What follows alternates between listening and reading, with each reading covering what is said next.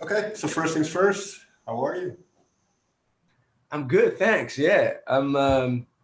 It's been well, as you know, it's been odd times where we all kind of are like cooped up inside and basically forced to take it easy a little bit. So that's what I've been doing as well. And yeah, it's been good. I'm good. Was that a welcome thing for you to slow things down a little bit, or did it, yeah, kind of mess up your plans? No. For me, it was probably the best thing.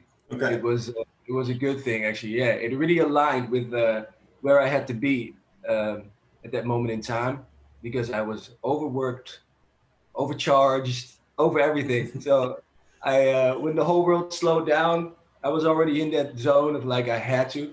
So Mm. when the world sort of like slowed down with me, I just felt like I had some company, you know, like um, and obviously it's not a cool thing that's happening to the world, but time wise and for me as a human at that point, it was a good thing for me. Well, let's first talk about how you got to the point where you were somewhat overworked then. Um, let's start in the beginning, I'd say. When did your passion for music really start to blossom? I think just as a young kid, man, like, and this is a story my mother used to tell me because I was too young to remember. Sure. I was too young to remember myself now, but I was always really drawn to musical instruments and especially the piano that our next door neighbors had as a kid. And I wasn't like banging on it, you know, like some like a crazy person, but I was just like gently like doing my little research, you know, when I was like 3 years old. So I guess that's where my real musical sort of interest sparked. I would say blossomed. That was probably um, the first time, and from that it just like moved forward into time, being like playing different instruments and just really enjoying listening to music and playing music throughout my youth, you know. And I started piano lessons and all of that. And like, so I guess that's probably the point.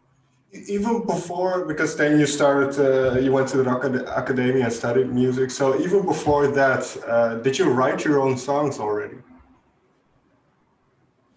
I mean, not really. I was dabbling, you know, Mm. like I was working with one of my best friends, and he was a rapper, and I used to, I used to um, write rhymes. Like I used to write Okay. rhymes in back class. I used to rap, you know, like that was my absolute passion, writing lyrics and rapping, and I loved that. And so, but that's very different. That's different from Mm. songwriting. You know what I mean?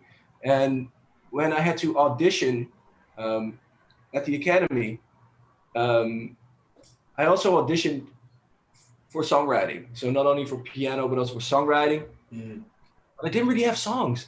So I was like, shit, I need to write some songs then. Hey, you know? So I basically did that. Those were basically the first songs I wrote around that time, also to do the audition even. So I Mm. sat down there with those songs, playing those songs that I had just written. Um, that's kind of how that broke down. Especially And early on, then, because then you later formed the band Leaf, kind of while you were still a student. Um, what did you discover about your own songwriting? What was the source of it for you? I would say excitement, just joy. Okay. I just loved doing it. And I loved music so much. So when I heard other songwriters, like, doesn't matter who it was, but when I heard them perform their songs and play their songs, and I was just fascinated. I just loved it. And I always wanted to know, like, how do they play that on guitar? How does this work? How does that work? It just, yeah, it always sparked a lot of excitement and joy to me, like listening to music. And then I wanted to do it too. You know, I wanted to write these songs as well. And like you say, well, was it from the beginning a very broad thing? Because well, you started playing piano, hip hop was a big influence at some point, and then the more songwriting side. So has it always been a really big spectrum of music that you were interested in? Yeah, for sure. Always been eclectic, and I had my periods, you know, where I really Mm. spear towards like punk rock music or like towards hip hop music and reggae music, and singer songwriter as well. And I just dove deep into all of those genres, which later on, as a songwriter, if you're working for other artists, this is a Mm. great a great tool to have, because I could understand a lot of these lanes that people wanted to be in, you know. And yeah, and still to this day, it's been like that forever, basically. Because when you started writing for others, at that point, did you want to be an artist yourself, or did you just want to write for others? Well, I kind of was an artist before I started to write for others. So I was in my first bands before I started writing for others. And I never really set out to be anything, to be honest. Like, I never set out to be an artist or to be a songwriter. I just kind of fell into it and rolled into it just because I was, just enjoying making music. And from that, you know, I didn't really think about anything else. But from that, everything started to branch out and started to happen just because I was doing it and I loved it. And that's it, man. What did you? What were the challenges then in writing for others, or with others? I never experienced it to be particularly challenging, but I think if there are challenges, I would say that the biggest challenge as a songwriter, if you're working with somebody else, is to really tailor make something to where they want to go, to what they want to be, and to not like project too much of your own, you know, sort of like preconditioning onto them, you know. And I think as you grow into this craft, I think you start to let go more and more of like what your own sort of predictions are, what you want, and you just see the person, and you're just like, okay, what do you want? How can I facilitate? How can I be of service to your creation? And how can I use my talent to enhance that? You know what I mean? Mm. And what did? Oh, sorry. Go ahead. No, go ahead. Well, what did you learn? Because you worked with quite an array of musicians, different types of music. So, what did you learn from working with these people who were very much embedded into the music industry?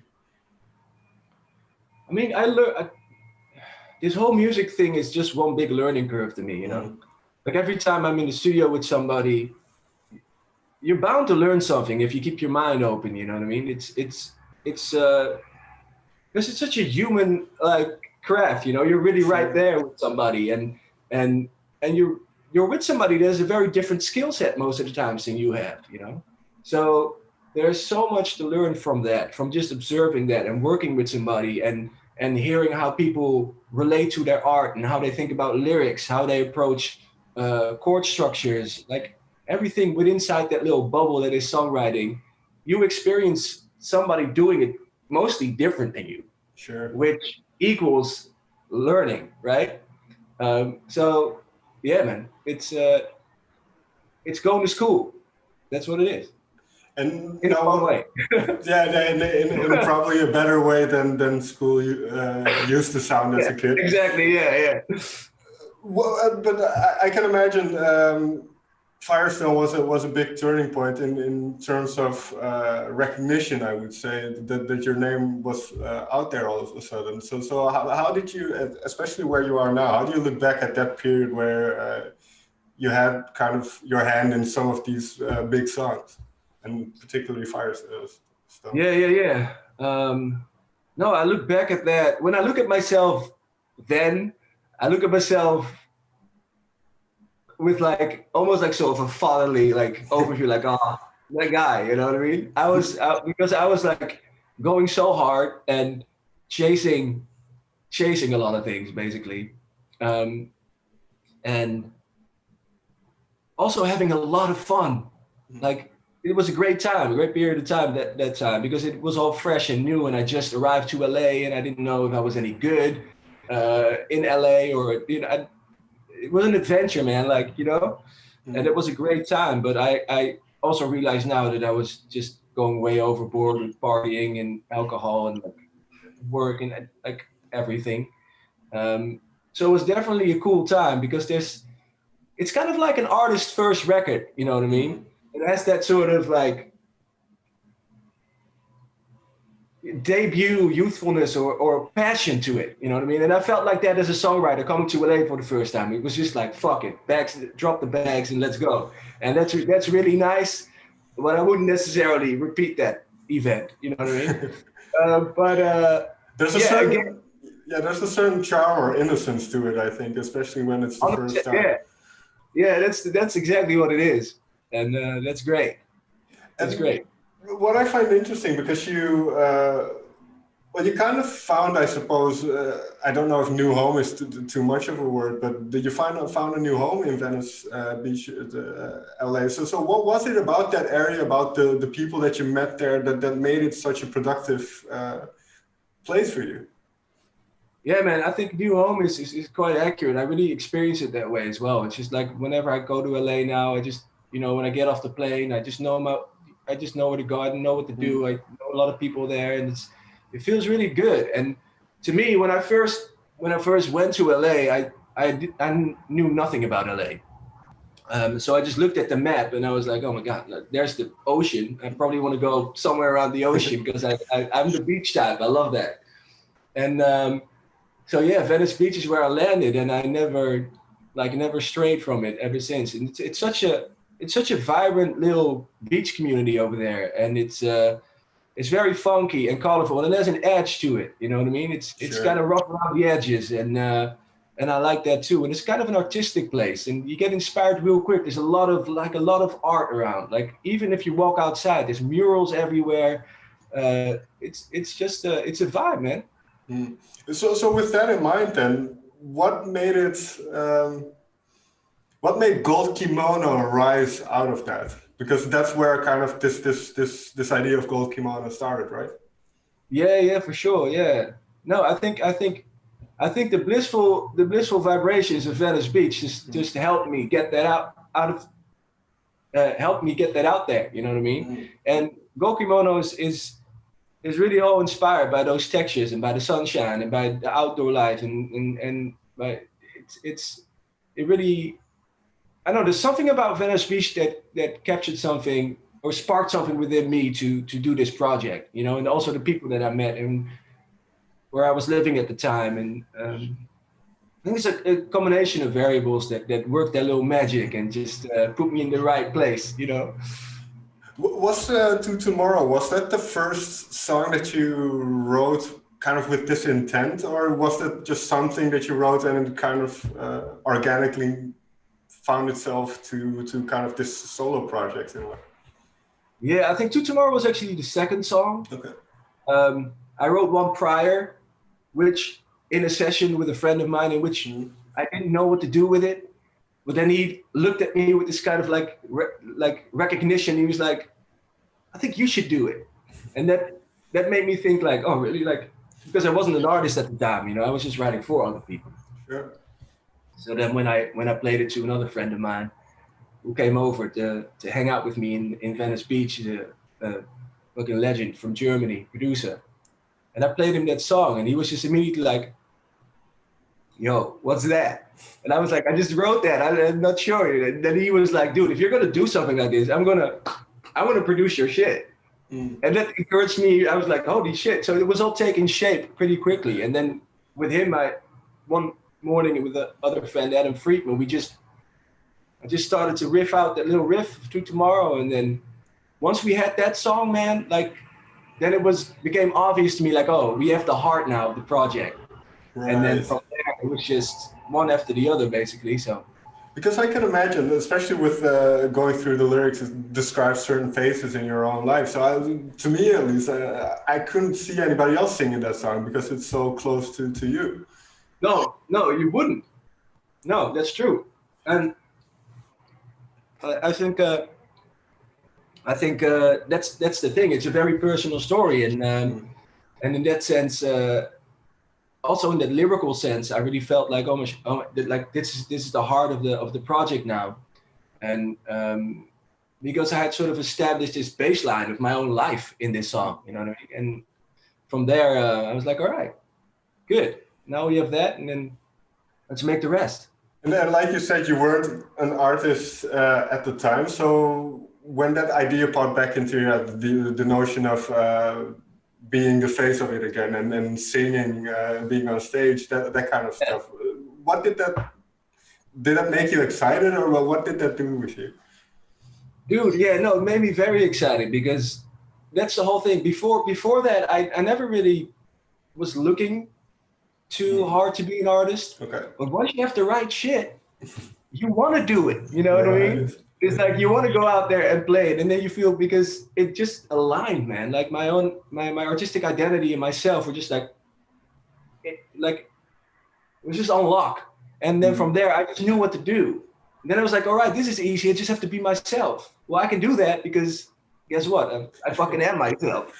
So yeah, from that point on, I was excited because I was excited about the music. So I was excited about the expression, and then got really excited about also like putting that in front of an audience. So that's a sort of natural consequence of it for me, basically.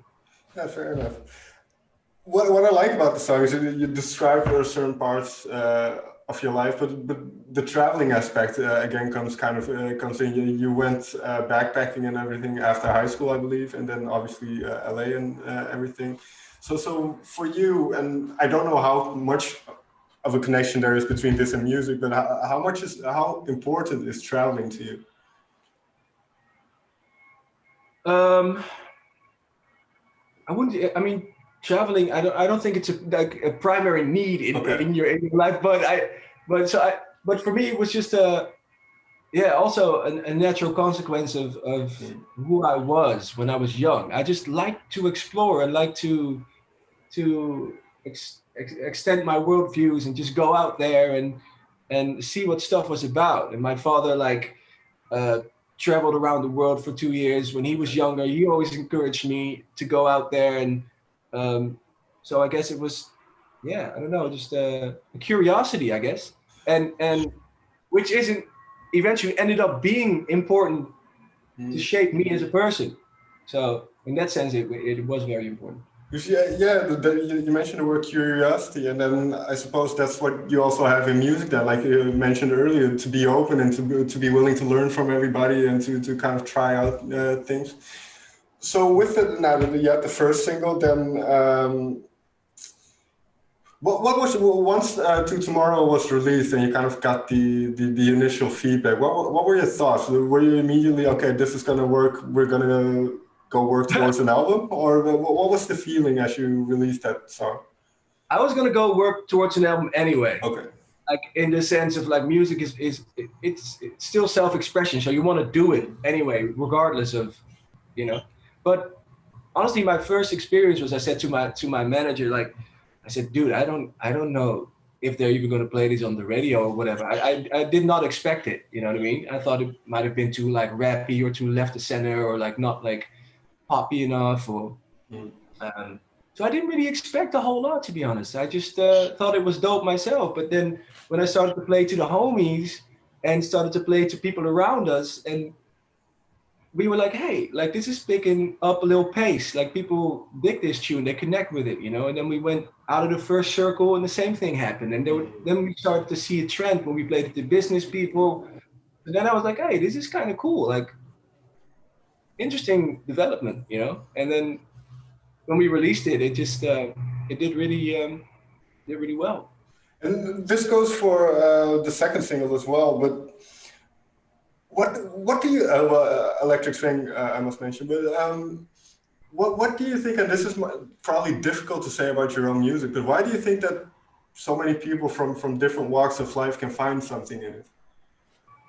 I think because the identity of this music, like if you look at the intention behind the music, right? So the intention of the music combined with the sonic textures of the music, they represent something that has in my opinion, a sort of a world music vibe to it. You know what I mean? Like you can, and I mean, you only know 2 songs, but if you listen if I listen to my songs, that's what I hear a lot of the times when I play them. I'm like, where am I right now? I could be in fucking Egypt, I could be in Australia, I could be in, it's a worldly thing, And I think the attention that I put into it and my friends have put into it makes it so that if somebody else presses play, they can identify with it in their own way. It doesn't matter where they're necessarily from, you know what I mean? Because it has this like sort of worldly vibe, I think. Sure. And now you mentioned that you've written quite some more songs. So what can people expect from what you have been writing since these two songs came out? Well, I think people can expect uplifting vibrations, man. Like and different pockets, because the Goldkimono project, and that's why we put out Electric Swing, as a spectrum. You know, not all my songs are sounding like To Tomorrow, and not all my songs sound like Electric Swing, but in the heap of them, there's a very there's a great commonality. Yeah, common thread going through it. Yeah, absolutely. But that's only recognizable if you know more songs, of course. Sure. But that will present itself as the project evolves, and it's up to me to make that make sense, you know. But it does, in my opinion. And then, like you say, I mean, you mentioned earlier we're living in strange times right now, and the songs are very uplifting and energetic. So how important is it to capture that sentiment in these times? I think it's good to capture that sentiment in any time. I think it's good to capture that sentiment every day, you know. And I'm all about that, man. Like, to me, it's all about like keeping the good vibrations and making lemonade, man. Like, you know, like that's the whole thing to me. Just when shit hits the fan, or like when life gives you lemons, the cliche, you know. Sure. It's pretty fucking dope if you can make lemonade, and it's such a profoundness in that cliche to me. Like that's I always think that's my favorite one. Like when life gives you lemons, and it's so played out, but it's so fucking true. And to me, like that's what I'm trying to do, man. I'm just trying to give the people some fresh lemonade. In that sense, then, can I assume that you don't worry too much about what will happen in the future? You're kind of focused on the now in that sense? Yeah, totally.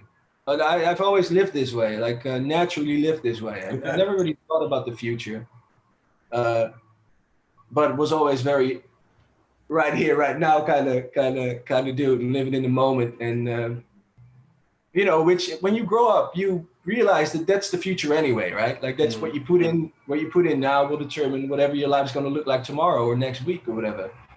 And yeah, well, especially that last thing that you mentioned, I think that's a very important one, because that's especially in this day and age where everything is, I suppose, instant gratification and everything moves so quickly. Sometimes we forget that you have to put something in to get something out again. So. Yeah, absolutely. And I think that's a very important thing, man. I mean, I'm taking my time, you know, and that's the whole thing about this project as well. I just wanted to be a representation of those wholesome things, you know. I don't need instant coffee, you know what I mean? And I just think it's good if we take a step back, you know, and just reevaluate some of those things and redefine some of those things, you know. It's a more chill way of living. Right. Final question then, and I'm not sure if you have an answer to this, but when do you hope to be releasing new music or the album? Is it because the industry is in dire straits at the moment? On its ass. Yeah.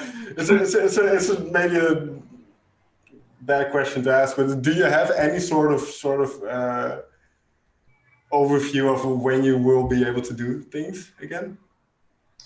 No, I don't think it's a bad question. I don't because it's really so dependent on society as it is right now, and the rules and regulations that the government has put into place. But as far as releasing music goes, I mean, I literally released my first song in the middle of the pandemic. So I mean, that goes to show you that things are still possible, and you can release music. It's just the life aspect that's kind of fucked. And but I'm hoping to release a new song in the beginning of the new year.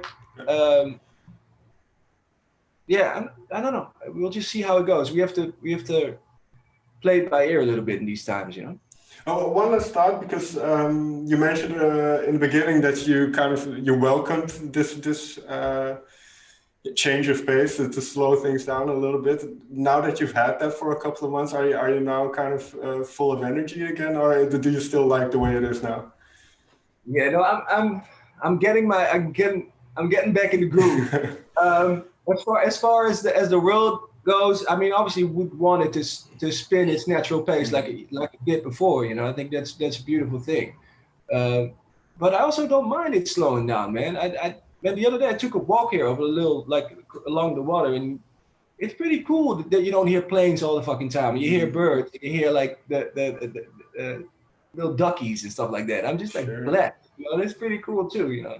It allows you to appreciate some of the things you wouldn't appreciate otherwise, I suppose. Exactly. That's a good thing. Sure. All right. Thank you so much for your time. Thank you, man. And I hope everything goes well and you get to play on stage very soon. Me too, brother. Me too. All right.